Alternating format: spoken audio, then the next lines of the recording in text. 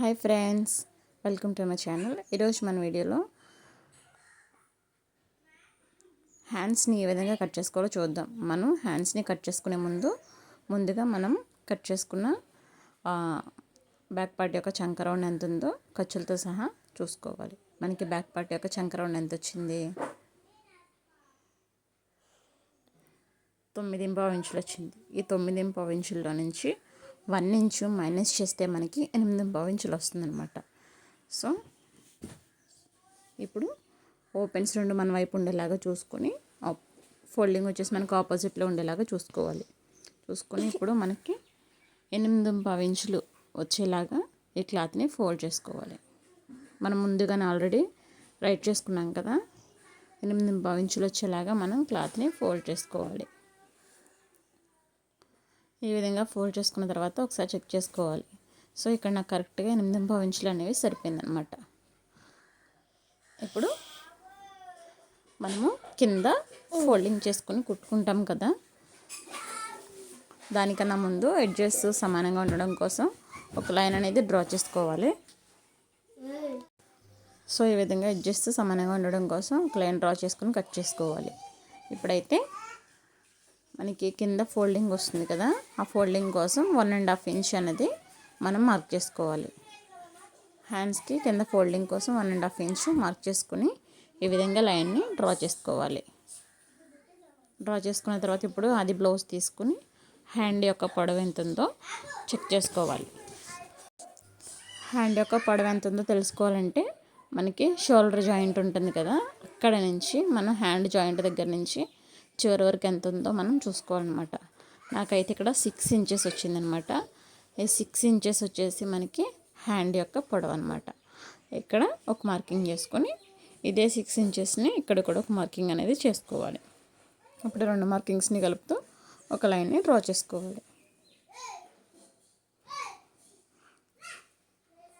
తర్వాత మనకి ఖర్చు కావాలి కాబట్టి ఖర్చు కోసం ఒక 1/2 ఇంచ్ ఎక్స్ట్రా మార్క్ చేసుకోవాలి. ఖర్చు కోసం లైన్ని డ్రా చేసుకున్నాం కదా, ఇప్పుడు వచ్చేసి మనం ఇది చిన్న సైజ్ బ్లౌజ్ కాబట్టి ఇక్కడ నుంచి 3 ఇంచెస్ కిందకి మార్క్ చేసుకోవాలి. ఈ విధంగా 3 ఇంచెస్ కిందకి మార్క్ చేసుకోవడం వల్ల మనకి హ్యాండ్ లూజ్ అనేది పర్ఫెక్ట్గా వచ్చేస్తుంది. ఇప్పుడు మనం బ్యాక్ పార్ట్కి ఖర్చు ఎంత అయితే తీసుకున్నామో అంత ఖర్చుని ఇక్కడ తీసుకుంటే మనకి సరిపోతుంది. ఇది ఇక్కడ నేను 1.5 ఇంచు ఖర్చు అనేది తీసుకున్నాను కాబట్టి ఈ 1.5 ఇంచు ఖర్చుని ఇక్కడ మార్క్ చేశాను.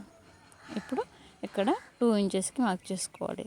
తర్వాత 1 ఇంచ్కి ఇక్కడ మార్క్ చేసుకోవాలి. ఇప్పుడు 2 ఇంచెస్ మార్కింగ్ దగ్గర ఒక 1/2 ఇంచు కిందకి మార్క్ చేసుకోవాలి. ఇప్పుడు 1 ఇంచ్ దగ్గర నుంచి 1/2 ఇంచుని కలుపుతూ మనం హ్యాండ్ లూజ్ దగ్గరికి మార్క్ చేసుకోవాలి. ఈ విధంగా హ్యాండ్ షేపు పర్ఫెక్ట్గా వచ్చేలాగా మార్క్ చేసుకోవాలన్నమాట.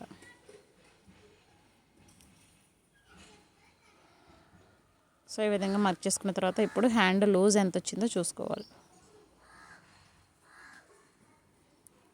ఇక్కడికి వచ్చింది. సో ఇక్కడ ఒక మార్కింగ్ అనేది చేసుకోవాలన్నమాట.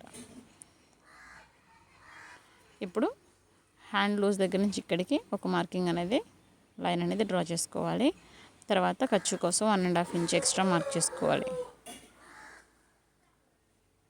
ఇప్పుడు ఈ మార్కింగ్ కలుపుతూ ఒక లైన్ అనేది డ్రా చేసుకోవాలి.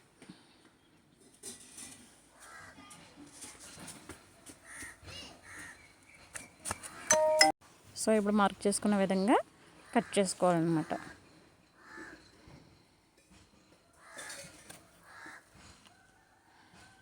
మా వీడియో కనుక ఫస్ట్ టైం చూస్తున్నట్లయితే లైక్ చేయండి ఫ్రెండ్స్.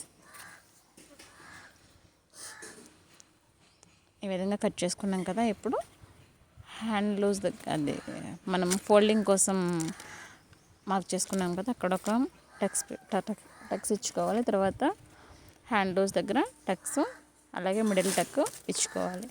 ఇప్పుడు ఈ రెండింటిని మనం జాయిన్ చేస్తాం కదా బ్లౌజ్కి, అప్పుడు మనం జాయిన్ చేసుకోవడానికి ఈజీగా ఉండడం కోసం ఇలా మార్కింగ్ అనేది చేసుకుంటే మనకి ఈజీగా ఉంటుంది.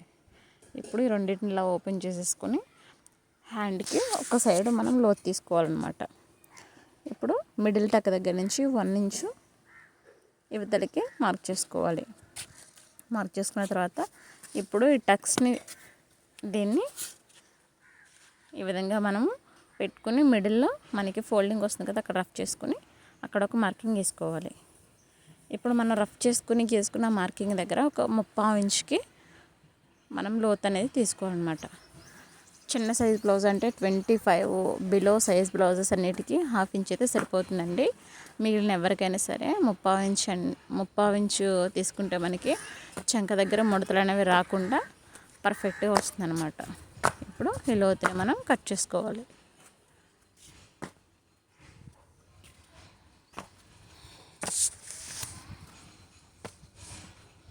ఇక్కడ లోతు తీసుకున్నామన్న గుర్తుకి టక్స్ ఇచ్చుకోవాలి. సో చూస్తారు కదా ఫ్రెండ్స్, హ్యాండ్స్ ఏ విధంగా కట్ చేసుకోవాలో.